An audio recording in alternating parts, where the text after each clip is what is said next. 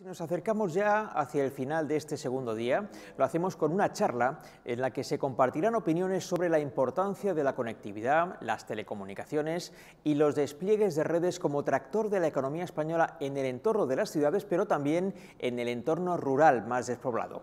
Recibimos ya a Mamie Spenger del Grupo MásMóvil y a Olaf Díaz Pintado de Goldman Sachs Spain. Adelante.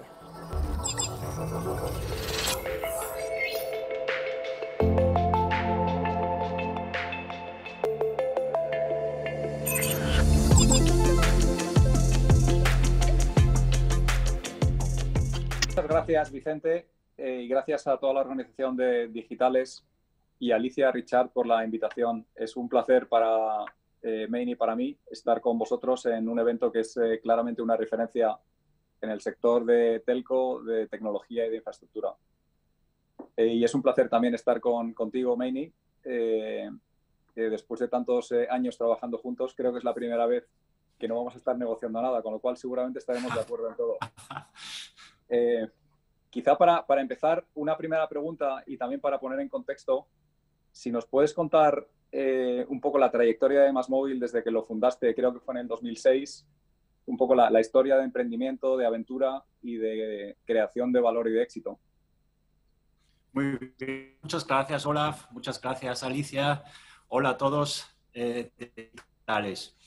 Pues quizás solamente mencionar que el lema Leading the Change me gusta especialmente, porque por un lado, porque nosotros en España, en el ecosistema digital, deberemos ser líderes y yo creo que tenemos los ingredientes para hacerlo. Y luego porque el cambio, el pan de rey, todo fluye, ha sido una constante en la historia de MásMóvil. Nosotros pues empezamos en el 2005, dos emprendedores, escribir un business plan, dos emprendedores extranjeros, un noruego y un austríaco, el austríaco soy yo, y en el 2006 pusimos en marcha MásMóvil, una pequeña startup que evolucionó en los últimos casi 15 años de ser un operador sin infraestructuras a ser un operador con infraestructuras móviles y también de fibra, de ser una empresa pequeña a crecer mucho, ambos a nivel orgánico, crecimos siempre del 20% año a año, como también de manera inorgánica a través de adquisiciones. Y luego con las integraciones bien hechas y en general exitosas. Y nos convertimos en estos 15 años en una empresa que facturaba 0 en el 2007 a facturar este año unos 1.800 millones de euros, teniendo más de 10 millones de clientes. ¿Por qué nos ha ido bien? Hay muchos factores, entre ellos seguramente también hemos tenido mucha suerte, pero yo diría nos diferenciamos de 3 maneras. Uno, nosotros tenemos un foco casi obsesivo al cliente. Significa que nosotros buscamos la mejor experiencia para los clientes. Eso suena muy alto nivel, pero pues todos los rankings lo confirman que las marcas de nuestro grupo son los números 1 en satisfacción de los clientes. 2, inversiones eficientes. Eso suena muy obvio, pero nosotros hemos conseguido una fórmula entre la combinación de infraestructura propia y la infraestructura de terceros. Nosotros tenemos acuerdos de compartición de infraestructura con todos los operadores tradicionales de España. Y luego una cultura diferencial. Somos más ágiles, tenemos menos legacy también, que es una suerte. O sea, tenemos menos historias, tenemos los sistemas más modernos. Y todo eso pues, ha hecho que hemos conseguido crecer en nuestros últimos años. Estamos muy agradecidos a nuestros clientes que confiaron en nosotros y sobre todo también a nuestros accionistas y a nuestro equipo que ha curado bastante. Muy bien. Pues la verdad es que enhorabuena, Maine, porque cada vez que oigo la historia, ya lo he oído algunas veces, no deja de impresionarme, sobre todo en un sector que tampoco ha crecido tanto durante esos años y vosotros habéis pasado de 0 a 1.800 de facturación, ¿no? O sea que enhorabuena. Quizá quieres comentar un poco también por la la actualidad del tema, la OPA en curso anunciada en junio sobre la compañía por 3 fondos de private equity, un poco quizá comentar cuáles son las implicaciones para la compañía, pero también de forma más transversal para el resto del sector. Yeah. Bueno, yo en general pienso que es una gran noticia para la compañía, para el sector y para España en general. Es muy positivo que en medio de una crisis sanitaria que conlleva obviamente mucha incertidumbre a nivel mercado, algunos inversores de primer nivel estén dispuestos a invertir más de 5.000 millones de euros en España. Esperamos que tenga un efecto catalizador, ¿no? Que otros sigan el ejemplo de estos inversores y que se animen también pues, a invertir en España. Para nosotros, pues, si la OPA tiene éxito, y lo sabremos en pocos días, pues tiene muchas ventajas también, ¿no? Por un lado, una estructura accionarial simplificada que facilita la toma de decisiones, el acceso a fondos, a recursos relevantes y que con eso pues, se nos abren muchas oportunidades y nosotros como equipo estamos comprometidos a perseguir estas oportunidades. Además, es un proyecto de continuidad. Estimo, y depende un poco cómo sale al final todo, pero estimo que más o menos un 45% del accionariado van a ser los mismos que actualmente. O sea, hay una continuidad de accionistas de referencia y espero también de mí, pues importante. Por lo tanto, y lo que yo ya expresé también en el informe del Consejo, yo pues lo veo razonable la oferta y tengo la intención de aceptar también esta oferta. Ahora te toca a ti. Muy bien. Encantado. Te toca a ti. Tú como experto en financiaciones, ¿qué te parece que básicamente las infraestructuras de las telecomunicaciones parecen valer más fuera de un operador que dentro? Esto especialmente pues, con la apreciación de los fondos de infraestructura, pues hay un nuevo fenómeno. ¿Tú crees que esto es un hype temporal, una moda que pasa o va a ser una realidad sostenible en el tiempo? Sí, la verdad es que es muy relevante la pregunta porque ha habido bastantes transacciones recientemente y luego ya desde hace algunos años en Francia con Bouygues Telecom, en Reino Unido con CityFibre, en Portugal con Altice, y vosotros mismos habéis hecho una operación de estas características. Y la respuesta es yo creo que sí es sostenible y que de hecho es una tendencia que tampoco es nueva y que ha ocurrido en otros sectores también.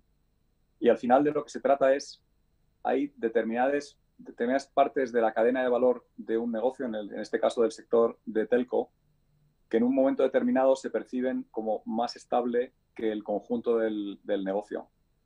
Y la razón por la que se percibe así puede ser o por la propia naturaleza de esa parte de la cadena de valor, en este caso de las infraestructuras, o por un elemento normalmente contractual que hace que los ingresos, la demanda de ese negocio sea más predecible. Entonces, cuando eso ocurre, hay determinados inversores, has mencionado los fondos de infraestructura, hay otros inversores también que tienen un coste de capital más bajo que el dueño actual de esos negocios, en este caso las compañías de telco.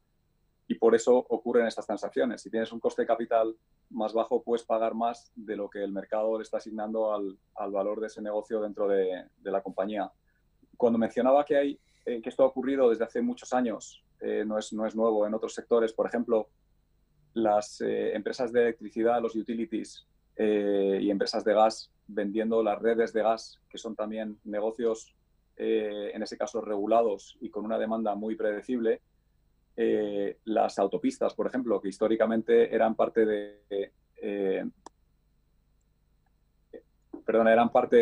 de empresas de construcción y conglomerados, se han ido vendiendo también en muchos casos a fondos de infraestructura. Las torres, que ahí el principal comprador son sobre todo agregadores, compañías que se dedican a eso, como Cellnex o American Tower en Estados Unidos. O sea que no es un fenómeno nuevo y yo creo que sí es sostenible en la medida también en que muchas de las compañías que están vendiendo estos activos tienen necesidades de inversión muy importantes por CAPEX, desarrollo de redes, desarrollo de 5G, etcétera, ¿no? Entonces, yo creo que estas operaciones van a seguir ocurriendo y por lo que vemos también del pipeline previsible, ahí están, ¿no? Lo que no quiere decir que luego todas las operaciones salgan bien. Muchas veces se le pone la etiqueta de infraestructura a un negocio y se piensa que el negocio va a ser predecible tal y como pone el contrato para siempre. Y a veces que no ocurre así, ¿no? Surgen imprevistos. Por ejemplo, en el caso del gas que he mencionado, cambios de regulación que luego hacen que la rentabilidad no sea como la que se esperaba. O en el caso de las autopistas, lo que pasó con las radiales que se construyeron en torno a Madrid justo antes de la recesión anterior que tuvimos, ¿no? Entonces son inversiones que luego van mal, pero no quiere decir que luego se desmantele todo el montaje de fondos de infraestructura que en la medida en que estos negocios sigan existiendo van a tener interés en seguir comprándolos. Muy bien. Entonces, ¿cuáles serían para ti las fuentes de financiación prioritarios, los más accesibles para los operadores de las telecomunicaciones en el futuro? Sí, ¿Qué mes que habéis?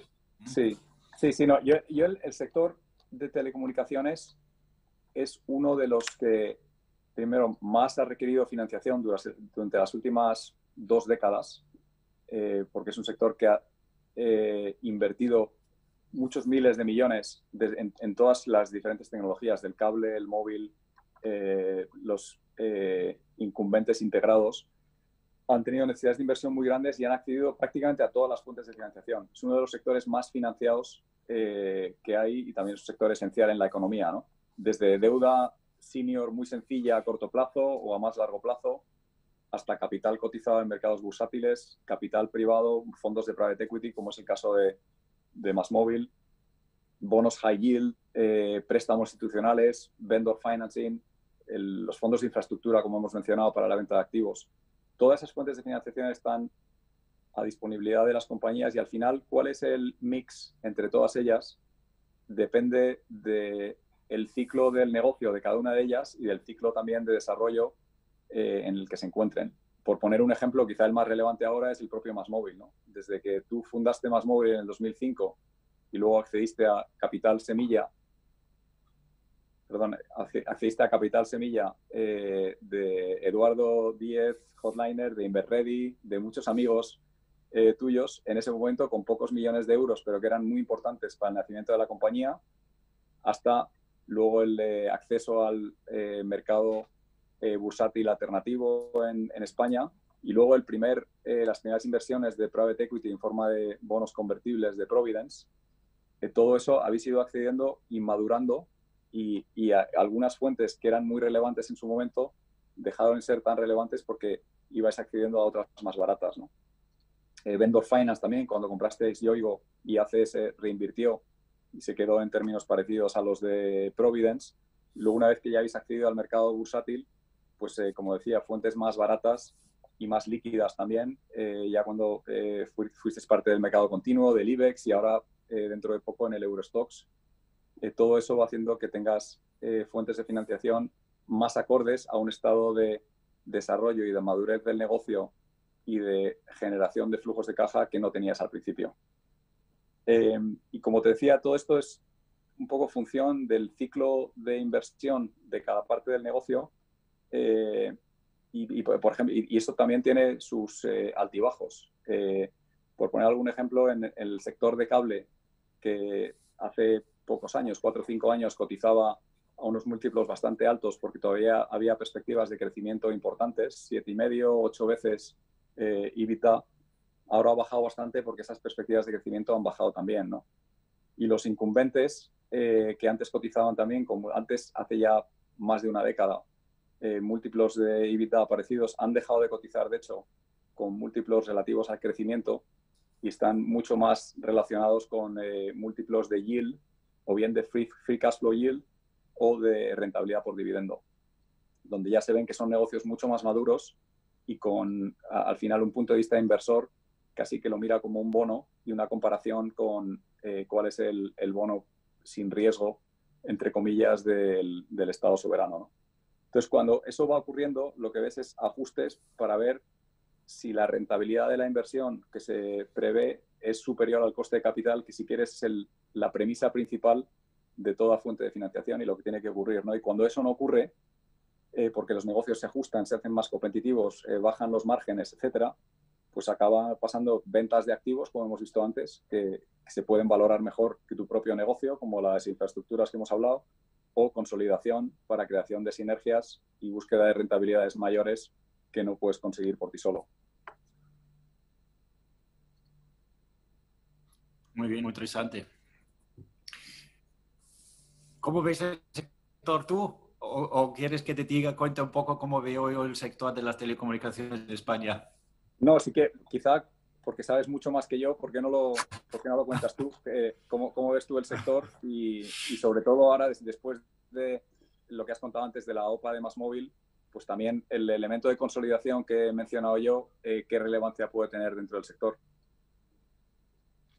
Muy bien, no, a ver, una cosa es obvia y yo creo que hay que destacarla, ¿no? El sector de las telecomunicaciones en España es un referente en toda Europa. O sea, el rendimiento que tuvieron nuestras redes en los últimos meses es espectacular y es un poco la envidia de toda Europa. Entonces, tenemos que ver cómo sigamos en el futuro también en esta línea. Y dicho eso, veo con cierta preocupación la reciente evolución del sector. En España, a mi juicio, podría poner en riesgo la capacidad de inversión de los operadores. ¿Y por qué? Porque pues se prima a veces el éxito rápido, la táctica a corto plazo, a la estrategia a largo, a la creación de valor a largo. Y en este sentido no ayuda que tengamos una multitud de agentes operando en el mercado y algunos, pues, legítimamente con objetivos a corto plazo y no tanto a la creación de valor. Por lo tanto, pues yo sí veo necesaria una mayor consolidación en el sector y también, por supuesto, para poder seguir con las inversiones, el apoyo de la administración. Vemos con gran esperanza la Agenda Digital 2025, donde los operadores debemos ser una parte fundamental. Esperamos también que las condiciones de las futuras subastas de espectro sean razonables, que se asigne el espectro a los operadores, no a otros agentes. Y todo eso es necesario porque queda mucho por hacer. Nosotros debemos seguir invirtiendo en infraestructuras, pero también en mejorar el uso, la explotación de estas infraestructuras. Debemos seguir desplegando fibra. Tenemos que aumentar las capacidades de la fibra actual. Viene el Wi-Fi 6, el XGPON, velocidades más rápidas, latencias más reducidas. Hay que asegurar redundancias, planes de continuidad ante emergencias. Obviamente el 5G que MásMóvil acaba de lanzar también, el IoT, servicios digitales donde los operadores debemos jugar un papel importante también. Y la digitalización en general, que es la solución a muchos de los males o de los riesgos que pueden venir. Digitalización significa más agilidad, más calidad, más flexibilidad, más usabilidad, más eficiencia. Y la digitalización va a contribuir al crecimiento de nuestro PIB y espero pues, reducir un poco el impacto de esta crisis sanitaria que puede tener en los próximos años. Debemos considerar que la inversión en infraestructuras de las telecomunicaciones también es fundamental porque tiene un efecto multiplicador. Nosotros somos, la conectividad es el facilitador para muchos otros negocios. Entonces, si nosotros invertimos un euro en infraestructuras, pues hay expertos que dicen que otros sectores invierten 2 o 3 al mismo tiempo. Entonces, para asegurar la capacidad inversora, pues eso requiere por un lado, la responsabilidad de los gestores, como yo, por ejemplo, también el apoyo de la administración y probablemente también, porque lo has preguntado, una mayor consolidación en el sector. Muy bien. Pues, Meini, muchas gracias. Yo creo, por lo que estoy viendo, que estamos cumpliendo el tiempo que Vicente y Ana y la organización nos habían asignado, y siguiendo la puntualidad austríaca y española, quizás es un buen momento para terminar y reiterar el agradecimiento a Digitales y desearos lo mejor para esta organización y para futuros eventos. Muchas gracias. Muchas gracias a todos. Gracias, Olaf. Gracias a ti, Meini. Hasta luego. Un abrazo. Y muchas gracias tanto a Mimi como a Olaf por esta interesantísima charla.